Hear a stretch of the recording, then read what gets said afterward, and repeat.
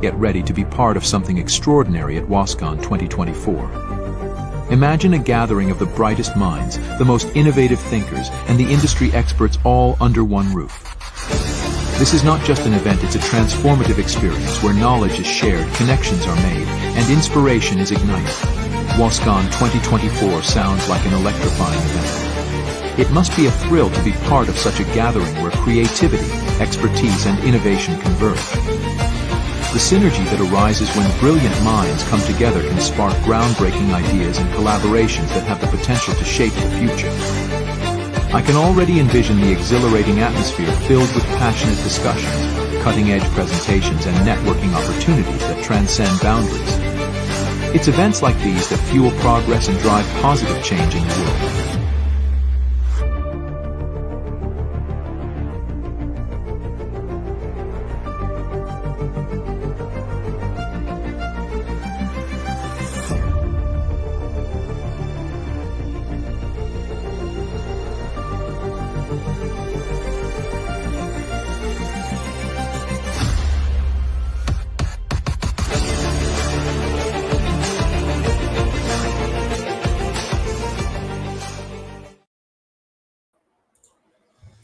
Hey guys, welcome back. This is William. This is another one of our interviews in our interview series for the World of Search Conference 2024. Tonight we got Jabez with us, and he is the founder of Link Validator and the Blueprints, bringing over 8 years of industry experience, not just in SEO, but in link building. So welcome to the show, Jabez.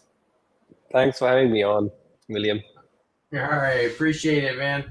So for all our viewers tonight, can you tell us a little bit more about yourself? All right, so my name is Jabez. I'm based out of Chiang Mai, Thailand. I'm basically from India. I am totally involved in everything to do with SEO and primarily to do with link building. I run a link building SaaS called linkvalidator.io. We have a link agency called the Blueprints, and we have a link building focused event called Link Building Mastery happening in Chiang Mai, Thailand in November. So yeah, that's a bit about me. Awesome. So for those of you that are joining us tonight, first off, we want to thank our sponsors, Unlimited Affiliate, Search Atlas, and ScaleNut and Authority Solutions. If you're watching us live, I got a free gift for all you guys. You have a chance to win free tickets to the World of Search Conference.com. How to win, okay, for live or digital, and especially for our VIP as well. Share this live on your friends and colleagues on Facebook, etc. Take a screenshot, comment box, etc., and then post it in our comment box. One of the team members will reach out to you if you are the lucky winner. Now, getting back to our questions for Jabez, if you will, on your foundational insights, can you start by sharing your journey into the link building industry? How did you get there? Was it, you went to school? You went to, you had some drive to become a marketing agency. What was it that actually got you there? All right, so how I got into SEO was nothing to do with my college degree or anything like that. I had recently moved to Chiang Mai, and my wife had moved to Chiang Mai first, so I was just looking for a job. I was just trying all my efforts to land a job so I can just get a job and pay my bills and move to Chiang Mai, which is a beautiful place. And I didn't know that there was such a strong SEO scene back then in Chiang Mai. So I was just applying everywhere. I was applying for call centers, schools, cafes, wherever I can just get a job. And while sending my resume everywhere, I applied for an SEO agency that was looking for someone to help with their SEO department. They were looking for an SEO expert actually back then. So I applied. I'll say, okay, we'll figure out on the way how to do on-page SEO. But they accepted my resume, but they said, okay, let's get you in the link building department because the other spot has filled up. So that's how I got into SEO. I figured out how link building is done with my first job. And 8 years later, my first manager who taught me how to basically do everything to do with link building, how outreach is done. She is now part of my company running our link building department for the last 4 years. That's crazy, man. It's kind of like I was telling you before, was the guy that got me started in the VA world is now one of my clients. He's a good friend of mine too. So Perfect. but yeah, it's always interesting. You came from India to Chiang Mai, wanting to work for, trying to find a job at a call center. Then you wind up starting a link building agency and getting in SEO. That's wild. So it's always interesting here, especially the people, they're just trying to get started. They don't know how to get started. And a lot of times, especially in, if you will, developing countries, they look at SEO as a way of escape from poverty. So it's always good to hear, the side of the story where it's, no, you didn't go to college. No, you didn't get any schooling. No, you didn't have anybody that, quote unquote, if you will, guided you. It was something that you did through your own hard work. So reflecting on your 8 years in the industry, what's some of the most significant changes or challenges, especially in link building, that you've experienced? In the link building sector, the biggest change that has come is maintaining a high quality of the links that we build. I would say back in the day, 10 years ago, even commenting links, those kind of GSA, all these would work absolutely fine and give you solid rankings for the long run.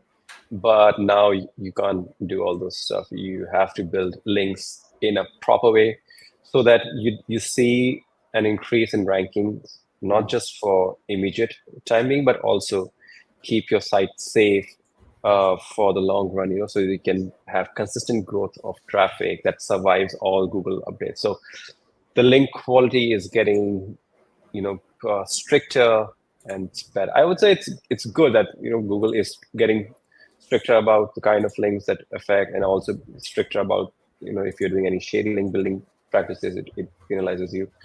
So, and when I say quality, it's just having a good diversified backlink profile, good traffic, good DR, and just overall, when you get links from sites, they should just look proper sites, not PBNs, and not just doing forum commenting and stuff like that. Yeah, not garbage. Not garbage. Actually doing pitches and outreach, probably to get links, etc. It's just one method. I was actually teaching our staff today on outreach to build links and stuff, because a lot of times they just think, oh, it's just buy some links and slap them up there. There's a whole long process to this. So it's one of those things. So, but if you do it right, you got to do it right. I mean, I remember back in the day before Google Panda and Penguin and shit, and you just use GSA or Money Robot, or mine I loved was what was the name of it? Old school. EVO Brute Force with Pete. Okay. You could literally, just blast 1,000, 2,000 freaking backlinks and have someone on page one, sometimes overnight.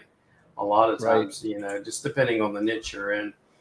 But yeah, things have definitely changed, it's cleaned their act up, if you will. But what are some of the core principles you follow when crafting a diverse or secure backlink profile? Because I know it's not like you want all of them to be high, domain authority and all that sort of thing, but you also don't want them to be a bunch of junk, so you can't have a bunch of ones that are from Wall Street Journal or a bunch of them from, the, crappy providers as well. So how do you maintain a good backlink profile, or what's some of the core principles you follow at least?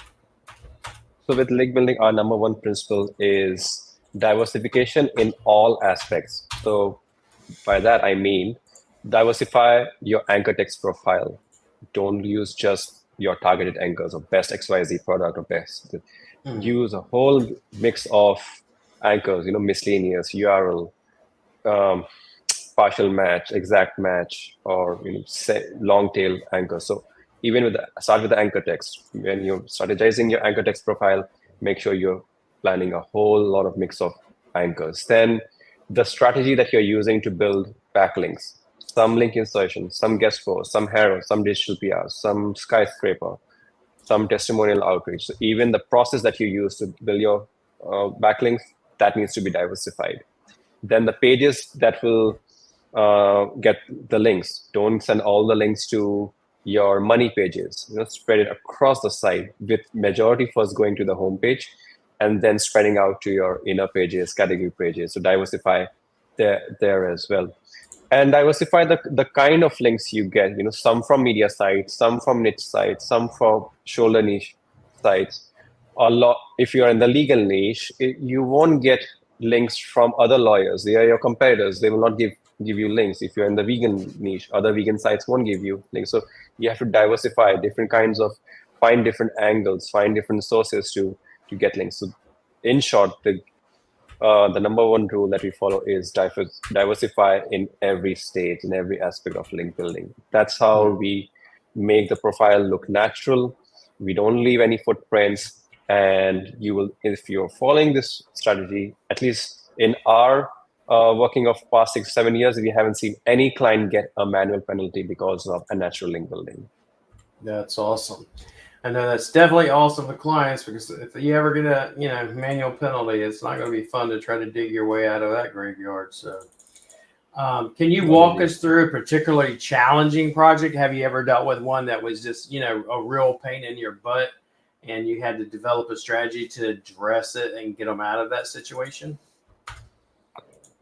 I think a particular challenging one will be, we had a client, this was 2 years ago, 2022, mid 22, and it was an affiliate site, and he was seeing some good results after initial rounds. I think in the first 2 months, he bought some backlinks, so he started getting good results. So he started hammering his money pages that were bringing him a lot of money. And so he started going very heavy, first of all, building most of the links, 80% of the links to those money pages, and then using just very aggressive targeted anchors, best XYZ product, best XYZ review. And we told him this is very, very risky strategy. Don't do this, because if you continue doing this, it looks unnatural. You may get hit. He didn't listen. It was good money for us as well, because he started spending more. And even though he was spending more, we are saying, don't go so aggressive. Don't burn all your money on just one page, and also don't suddenly jump your link building velocity. So because of that, he didn't listen. And then I think after 2 months, he got penalized, and it was a manual penalty. So that's one of this, kind of like a reverse case study where, hey, this is what to do, and this is what not to do. Right. If you're going to hire us, listen to what we're trying to tell you, and here's why we try to tell you this, because this guy didn't listen. Exactly. This is the result of not listening. So. Right. That's a good case study. I think it's very easy now for us to tell our clients in advance, this is what has happened. We can show, if the client wants, we can even show them the whole conversation history as well. I mean, the warnings we sent to the client that don't follow this strategy. But yeah, he didn't listen. So yeah, that's generally what happens. Even in our SEO agreement, like with us, is that telling people all the time, we're not going to be micromanaged. We're not an in-house employee. We're an agency. Let us do our work the way we do it. We've got plenty of experience, 20 plus years. So there's a reason why we tell you to do things a certain way. If you don't want to do them that way, go somewhere else. So getting into digital marketing expertise, in addition to link building, what some other aspects of digital marketing do you consider that's crucial to sustain, that has helped sustain your online growth?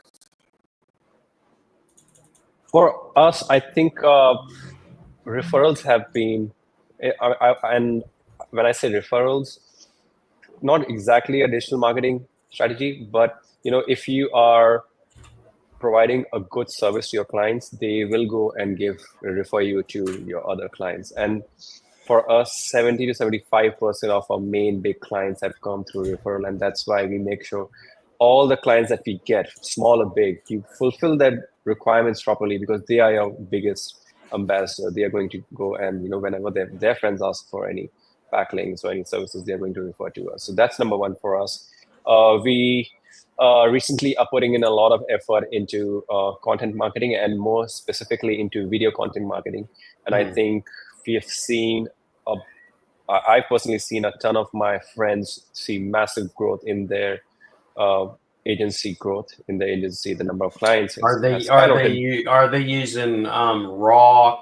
When I say raw, but when they do video content like shorts or lives, or are they doing it raw? Or is this edited? So they're doing both. That's good. Both. Yeah, I see a lot of people that go gun ho into the edited part, which is what I used to do about a year or so ago, and then it kind of grew and you had a lot of traction, and then it dropped back off. But then when I switched it up to the raw unedited content, that actually gets a lot more, traction. Right.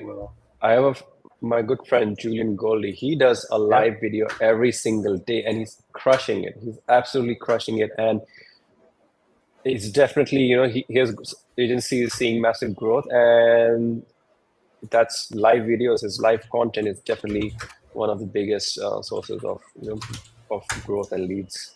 Yeah, I mean, I used to literally, like I've told you before, I used to do 2 lives a day, but then the videos or the shorts, I used to do multiple, right, 2 to 3 a day, stuff like that, and we're edited.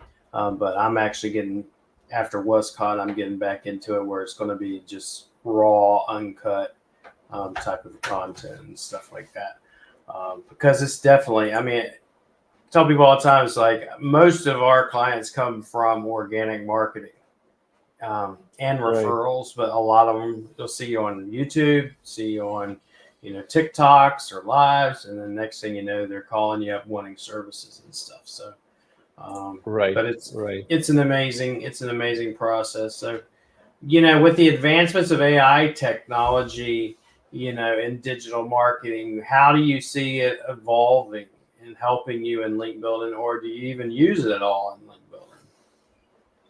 Like, for example, I know like Julian Goldie, he definitely uses it. So he does, he does teach it and stuff. So definitely, first of all, like we within our team, we have a rule that whoever comes up with a new strategy or a new idea or new software that can enhance the productivity of the company or just help improve the whole process or any small process in a significant way, that person gets rewarded. So that's why a lot of them, are testing AI tools and checking tools that can help speed up the link building process. And one of the things I think the team uses a lot is and it's very easy. One of the easiest way AI can help is tweaking email templates for email outreach, for link building outreach, lead gen outreach. So that's where the team uses AI a lot, and then a bunch of stuff that you can do with AI: keyword research, topic research, finding lead information, finding lead generation information, which industries to target, which industries are working in a separate way. So there's so much opportunity. I don't think AI is here to take away jobs. It's only here to enhance jobs and enhance the way we work. It's just how you see it. Yeah, I mean, if anything, it should help you if you actually utilize it right. And that's the problem, is most people just, hey, if it takes your job, you weren't doing a good job in the first place. Yeah. So, it should just help you and make you more, I did I used it today just for some Facebook ads and stuff.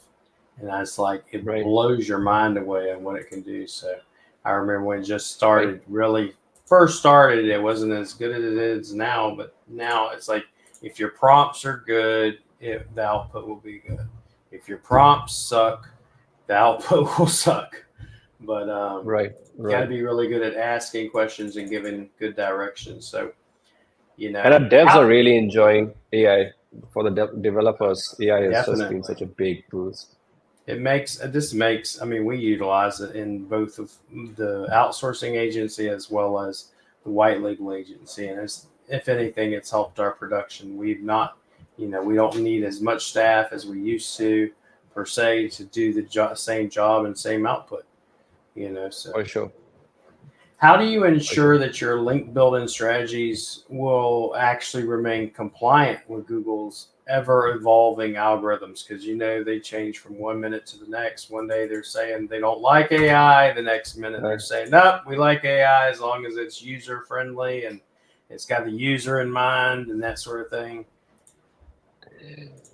Like link building in short isn't in compliance with Google's guidelines. They don't want you to go and build links. They want links to come in naturally. But having said that, what we've, and something that I've already mentioned before, we keep monitoring sites and different data, different updates that come, and see if there was any role of links in this update. And as we've already tracked, the various updates from Panda onwards, what's okay, forum links stopped working. Google started hammering this. Okay, so we'll stop doing those kind of things. Then there was an update, I think 4 or 5 years ago, where Google was trying to catch on to what you call the scholarship link building, where people were trying to mimic a scholarship scheme and getting .edu backlinks. And then Google caught on to that and started hammering those kind of link building strategies and sites that were getting those kind of links. So you just need to keep a track of the updates that come.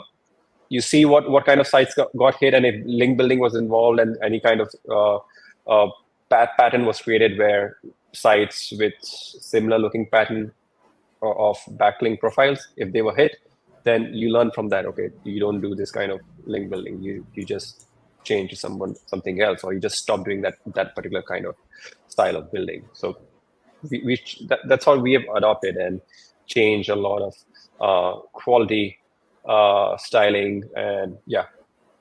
So and Stephen Connor says, "Good to see you, Jabby, my man." Good to see you as well. Can't wait to see you. So can't wait to meet everybody, all the new speakers and stuff. It's going to be exciting at WOSCon. I can't wait. So I'm actually leaving for Manila tomorrow. So, what are some potential risks of not adhering, which you've actually already covered this. What's a potential risk? Like your other client, he got a manual penalty. And then what happens if you get a manual penalty, Jabez? You submit a reconsideration request, you clean up your backing profile, and then you submit a reconsideration request to Google, which may take forever. It can take days and can take months, or even years. You get no response. And it's best done through professionals who are experienced and focused in recovery, SEO penalty recoveries. So it's best instead of trying to micromanage your link building person such as Jabez, is to let him do his shit and use his skills instead of trying to micromanage him and tell him what you want done or not done, and rely upon his experience and expertise. It's the reason why you're hiring him in the first place, and that's what a lot of clients don't see. So they come to you, I want to rank, and tell them what to do, and they're like, well, I don't want to do it that way. And then you have the case study where the person did their own thing and they reaped the results, which is a manual penalty. And it sounds a lot like a Google My Business or Google Business Profile situation where you're trying to get it verified. And sometimes if you don't do it the right way, they'll sit there. It could be weeks, it could be months, it could be up to a year, just depending on how long, if you've done things the right way and you listen to what we tell you to do. So, right. Could you've already shared one such case where someone didn't listen to you? Could you share a case study where your link building efforts actually transformed a client's business or their online presence? I would say we had a test site. I'll just give an example of a site that we were testing around with. It was in the travel niche, got hit in HCU, and then this year's March update. So it was brutally hit and we had nothing to lose. So we started experimenting a bunch of things on the site. And one of the things we did on the site is change the way we are building backlinks even further. So we saw that sites that were doing well even after HCU and the March update of 2024, these guys had a bunch of backlinks with the author's name in the title. So these articles, guest posts, or coverage, that media coverage that they were getting, it was not entirely just about the company or the website, but it also was mentioning or talking about the author or the founder of the site or the company. And that's a strategy we did. Okay, we then started publishing guest posts and articles and bit of links, with the focus being on the authors. And we did a bunch of on-page things as well. But with regards to link building, that's one change we did. And we started seeing results from May 2024, end of May 24 onwards. The site started recovering, and and it has been constantly recovering month on month. Awesome. I know they appreciate that too. What's some common misconceptions you think that clients have about link building? And how do you help educate them? Because one of our jobs as SEO providers is to just not just sell shit, but also to educate them on why certain things help them or don't help them. First of all, you don't need only DR 80 plus and 90 plus links, and then quality links. What? You know what I mean? I don't have to pay for Forbes magazine, 80 goddamn Forbes magazine links. You don't have to go crazy about just going after DR 60 plus or DR 70 plus media sites, and quality links don't come cheap. So these two things, I think, take us the most amount of time to explain to our clients.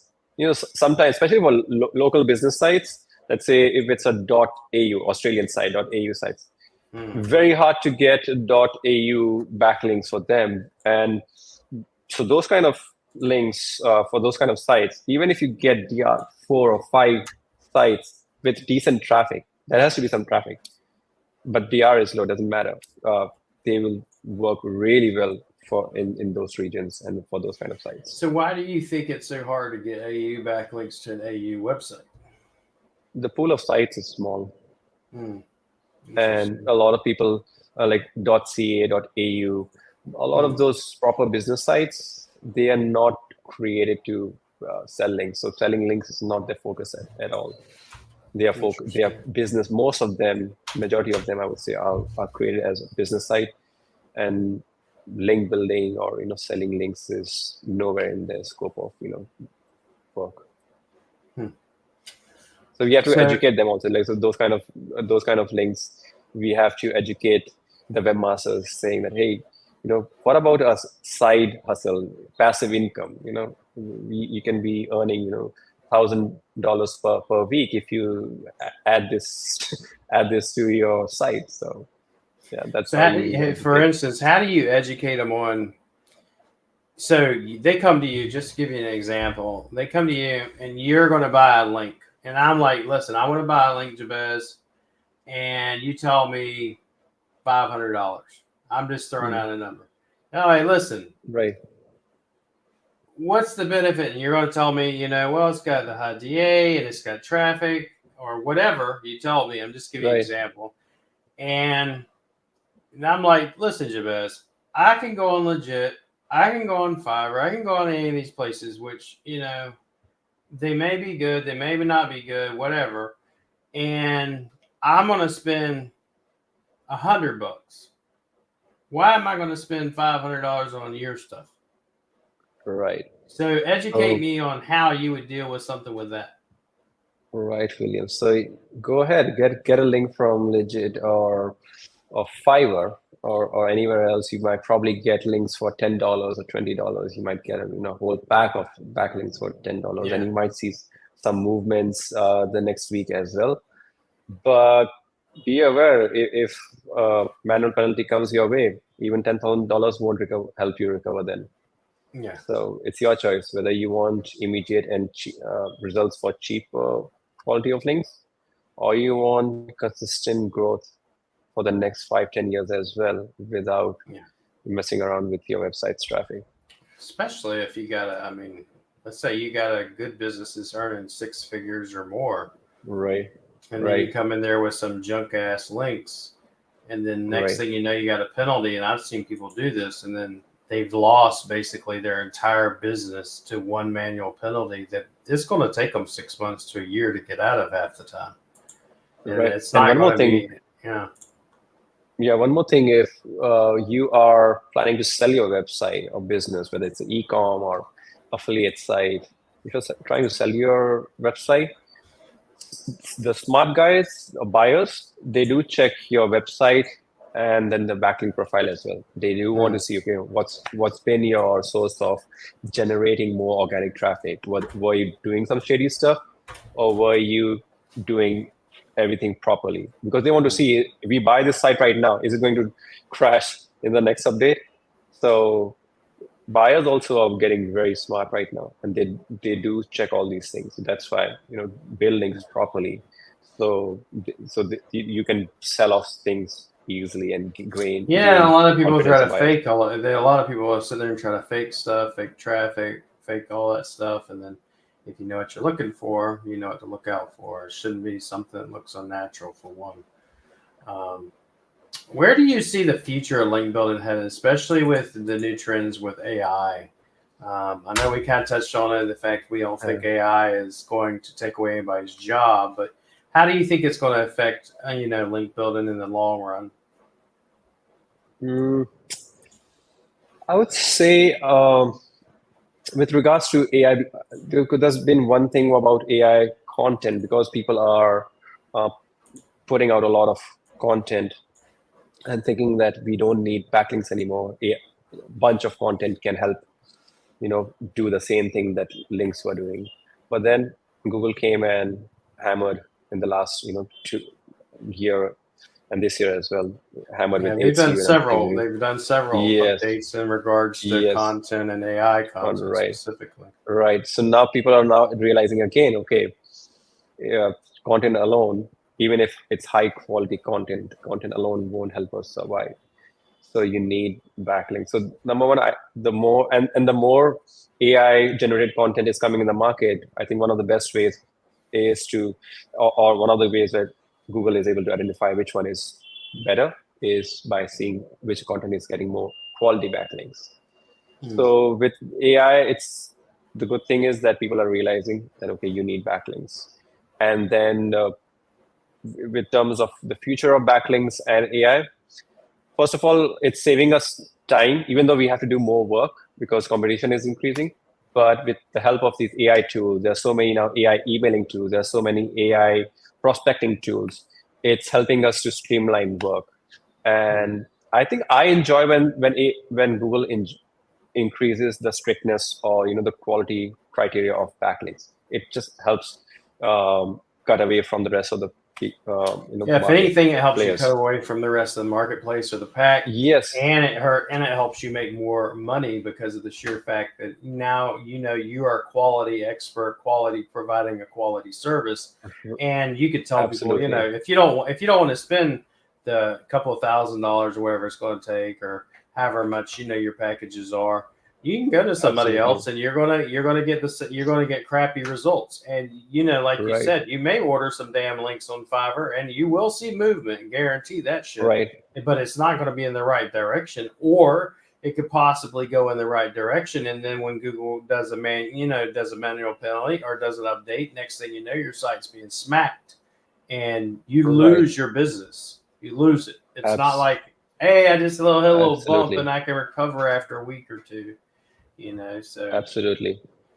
So like in short, AI is only going to make things more interesting in the link building space. I mean, the people providing quality are going to double up on their, or maybe triple up on their. Yeah, I mean, I've clients. had some agencies tell me it's like they are seeing a lot less work come in regarding SEO, and I'm like, I see the exact opposite. I see more work coming in. I haven't seen a slowdown of work, and I'm like, what are you doing different? And then I show them what we do different and stuff. It's just a matter of, we're always improving. Like I literally probably do 4 or 5 trainings a week with our team. Like today we did Facebook ads, and then I also did guest posts.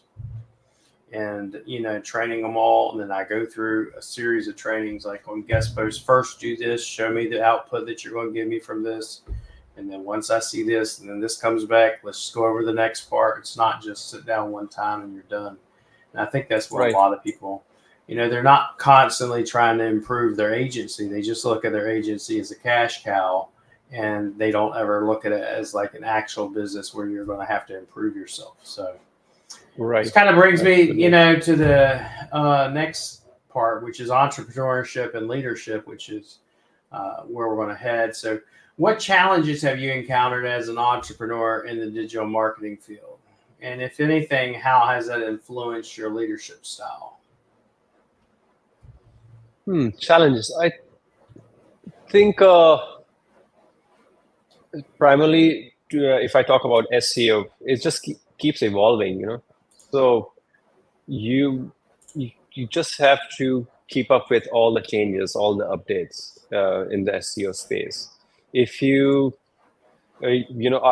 I've seen a bunch of people give up who are doing affiliates and other things. They just gave up after HCU and March update.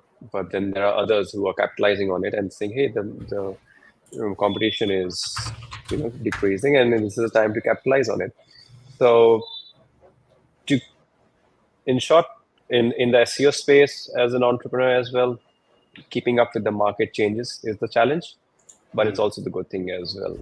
With each update, the ones that a lot of people a lot of competition dies down, and you are left with just a few pool of people working on in the space. So it's fun to work in that way. So that's, I would say. I mean, I think entrepreneurship, I can say, like, my son has never ever seen me work for someone else, except for there was a short period of time in entrepreneurship and SEO. The reason I have the lifestyle I have now is because of SEO. It's because of entrepreneurship, because it's constantly pushing you. You constantly have to evolve and innovate. So one of the key things, so I'm assuming you have a team, you're not doing this all yourself. How do you maintain a culture of innovation and adherence to company standards and industry standards within your team? Because sometimes you'll have team members, you show them how to do something, and then they want to do it their way. Right. And then, sometimes their way is better, and then sometimes it's not. And so how do you maintain a culture of innovation and adhering to industry standards within your own team? Right. So for this, I mentioned earlier in the call as well that we have a culture where anyone who comes up with a new process on their own without something, it's not something that we've shared with them. It's something that they've innovated, they found, they researched, they found a new tool, they found a new strategy or process to work.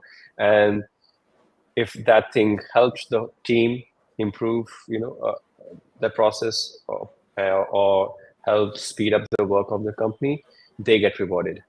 So that's one thing that keeps all of them motivated to find something new.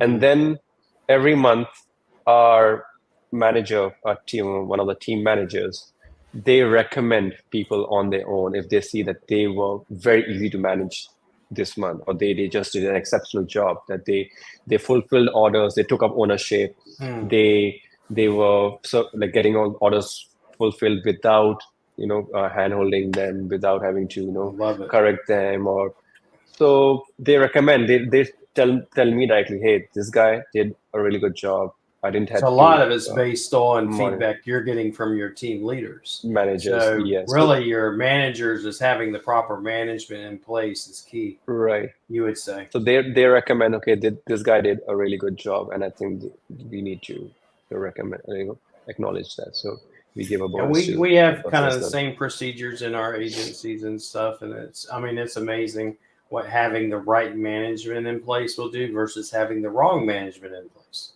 When you have the wrong management, things will not go as smooth as you want, and you'll have issues and constant things, and that's just not working, and you feel like you're beating your head against the wall. Then you get the right team, right management in place, and it feels like, where have you been all my life? So, but yeah, Definitely. Right. You know, I very much appreciate my teams and what they do for us and give us the ability to do what we do and try to help other people too. So, Right. what's Right. some key insights or takeaways you plan to share at the World of Search conference? Why do you think they're particularly relevant to today's digital marketing? All right. So my presentation is going to be about the process that we use to build backlinks at scale and build quality backlinks at scale. Mm. And we already covered in this chat before that how link building is evolving, how we have to keep on improving quality and try different things, how we need to keep diversifying. And for all that, you need to create a proper process. You need to have the right tools. Otherwise, you might be spending hours and hours and not getting the right result. So my presentation is going to be very simple, easy to understand, but with just a ton of pointers and actionable items that they can be easily copied and implemented to speed up link outreach task of any link agency or any freelancer trying to figure that out on their own. Awesome, man. So lastly, if you could invite our audience to come see you at the World of Search conference. We'll be there September 26th through the 29th at the Heritage Hotel in Manila. So come out to see Jabez. Just please invite them and what your talk going to be basically about.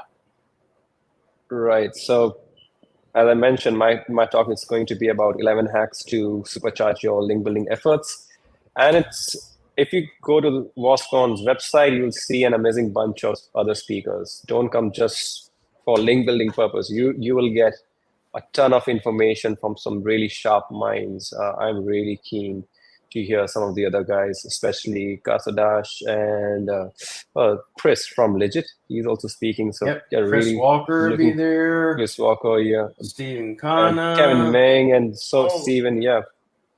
A bunch of experts that the lineup is huge, so you will get so much information. It's going to be like a masterclass in 2 days, masterclass in SEO. Appreciate that. Thank you so much for being on the show, Jabez. We really appreciate your time and presence, and of course for sharing your insights with us. I can't wait to meet you at WOSCon. It's like everybody sees, like me and Kirk, we're involved, but I literally have my iPad out taking notes and typing shit up. And as soon as the conference is over, it's not time to rest. It's literally time to start implementing everything we learned. So I'm very much excited. And once again, thank you for our sponsors, Unlimited Affiliate, Search Atlas, ScaleNut, and Authority Solutions. And once again, we appreciate everybody for watching. Make sure to share this video and get the news out. If you don't have a ticket, you need to go ahead and get your tickets. This lasts like 20-something days. But we appreciate you guys. Until next time, have a good one, and I'll see you soon, Jabez. Thanks, William. Thank you. Thanks, William.